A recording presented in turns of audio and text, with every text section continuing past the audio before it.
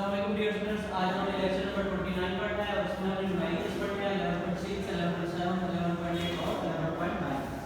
तो 11.6 है student grab his hand near a cliff and heard the echo after 5 second. तो एक student ने क्लिफ के नजदीक जो है वो क्लैप किया है, तो उसकी जो आवाज है इको है उसको 5 सेकंड बाद सुनाई है, जो कि हमारा टाइम हो गया। What is the distance of the Cliff from the student? उस क्लिफ से स्टूडेंट का कितना जो है वो डिस्टेंस है वो हमें फाइंड करना है। The speed of sound is taken as 346 metre पर सेकंड। स्पीड हमारे पास ये है, तो हमने फाइंड करना है डिस्टेंस ऑफ द क्लिफ जिसको हम d से शो कर रहे हैं। तो formula s = vt, d = s/2। तो 11.5, 6 और 7 एक जैसे न्यूमेरिकल्स है। पहले हमने आवाज का जो है वो फासला मालूम करना है, यानी कि आवाज जाएगी टकराकर वापस आएगी, फिर हमने उसको हाफ कर लेना होता है। तो यहां पर भी ऐसे ही करेंगे। तो यहां पर हमारे पास s = vt वैल्यू की हमारे पास आवाज ने कितना डिस्टेंस कवर किया 1730। उसको जब हम हाफ करेंगे तो हमारे पास डिस्टेंस ऑफ क्लिफ आ जाएगा 865। इसके बाद 11.7 A ship sends out ultrasound that returns from the seabed and is detected after 3.42 seconds। Time हमारे पास 3.42 है। If the speed of ultrasound through sea water is 1531, speed हमारे पास है 1531। What is the distance of seabed? तो distance of seabed को हमने ऐसे show किया और हमने फाइंड करना है। पिछले न्यूमेरिकल की तरह इसमें भी ऐसे ही करना है। पहले हमें फार्मूला लगाना है s = vt, आवाज का डिस्टेंस फाइंड करना है, फिर हमने उसको हाफ कर लेना है, फिर हमारे पास आ जाएगा डिस्टेंस ऑफ द सीबेड। तो हम s = vt में वैल्यूज पुट करेंगे तो आंसर आ जाएगा 5636 मीटर।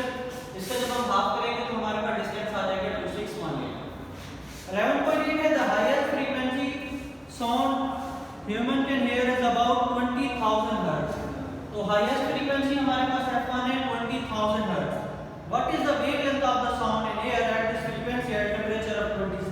हमने यहाँ पर इस फ्रीक्वेंसी के साथ वेवलेंथ फाइंड करनी है। इसके बाद what is the wavelength of the lowest sound we can hear about 20 Hz? सबसे कम जो आवाज हम सुन सकते हैं उसकी फ्रीक्वेंसी है 20 Hz f2। तो उसकी भी हमने वेवलेंथ फाइंड करनी है। Assume the speed of sound is 343 metre पर सेकंड। स्पीड हमें दी गई है 343। दो फ्रीक्वेंसीज दी गई है, दोनों की हमने क्या फाइंड करनी है? वेवलेंथ फाइंड करनी है। λ1 भी फाइंड करना है और λ2 भी फाइंड करना है। तो फार्मूला दोनों के लिए हम एक ही यूज करेंगे, v = f λ। तो v = f1 λ1। हम जो है λ1 फाइंड कर रहे हैं, f1 इधर मल्टीप्लाई और इधर आकर क्या हो जाएगा? डिवाइड हो जाएगा। v की वैल्यू 343 है और f1 की वैल्यू है 20000 हर्ट्ज है। तो यहां पर हम वैल्यूज पुट करेंगे। λ1 हमारे पास आ जाएगा 1.7 मल्टीप्लाई बाय 10⁻²। ये हाईएस्ट फ्रीक्वेंसी जो थी उसकी वेवलेंथ है। λ2 = v और f2, v की वैल्यू 343 है, f2 की वैल्यू 20, तो हमारे पास आंसर आ जाएगा 17.2 मीटर। 11.9 है a sound wave has a frequency of 2 kilohertz. Frequency हमें दी गई है 2 किलोहर्ट्ज। किलो जो है वो 1000 के बराबर होता है, तो यहां पर हमारे पास हो गया 2000 hertz. And wavelength 35 centimetre. Centimetre में दी गई है, इसको मीटर में कन्वर्ट करेंगे, 100 से डिवाइड करेंगे तो ये आंसर आ जाएगा 0.35 metre. How long will it take to travel 1.5 kilometre? Distance हमारे पास 1.5 किलोमीटर है, किलो 1000 के बराबर है, मल्टीप्लाई करेंगे तो ये बन जाएगा 1500 metre. To find how long जो है वो हमने फाइंड करना है, यानी कि टाइम फाइंड करना है। तो फार्मूला इसमें दो लगेंगे, डायरेक्ट फार्मूला नहीं ले सकता। पहले लगेगा v = f λ, ताकि हम v फाइंड कर सकें, फिर हम लगाएंगे s = vt, यहां से हम टाइम फाइंड करेंगे।